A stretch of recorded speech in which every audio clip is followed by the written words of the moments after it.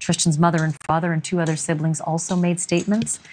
Some statements were sent to the court but never read, and tonight I have one of them from a friend of Tristyn that was not read in open court, and this is an exclusive letter for us to be able to share with you. It starts this way. Your Honor, not a single day goes by that I do not think of Tristyn Bailey.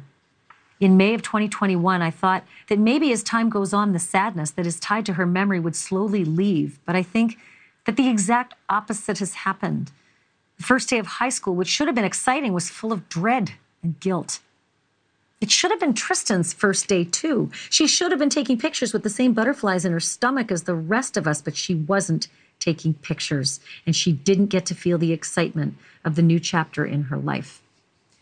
Then it was the first varsity football game, and as I was in the stands, I could picture Tristyn's contagious smile on the sideline with her cheer team.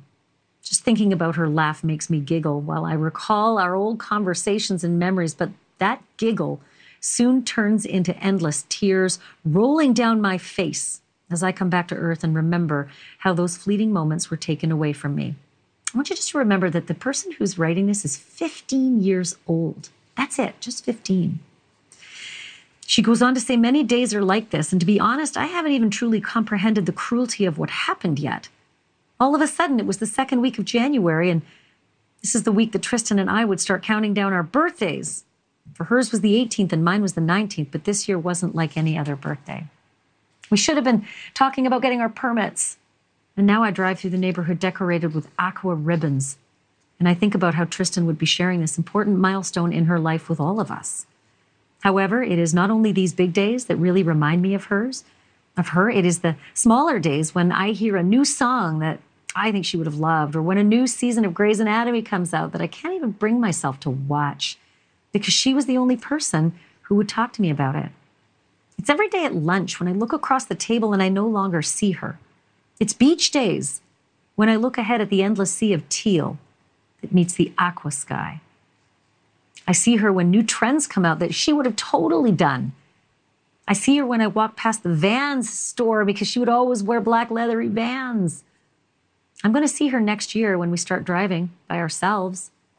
And the next year when we take the big exams that determine the rest of our lives. I'm going to see her in 8 years when I'm graduating college, thinking about how she will be 13 forever.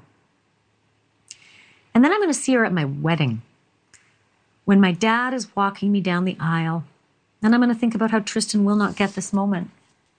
I'm going to see her in 25 years when I'm living in fear that my kids may be taken away from me, like she was taken away from her family. I'll be praying that my kids share Tristyn's way of making everybody feel special, and I will be praying that my kids will not take good friends for granted. I tell my friends and family that I love them every time a conversation ends, so I don't have to wonder if they know how much I really love them if something were to happen.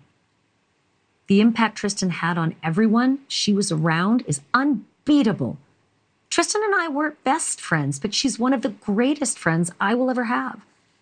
Tristyn made everyone feel comfortable and safe. She was one of the people that you can trust without even being close to her. A couple of months ago, I found a picture of Tristyn and I running in our school booster-thon. And I looked at the picture and I see Tristyn ahead of me in this race. We were 6.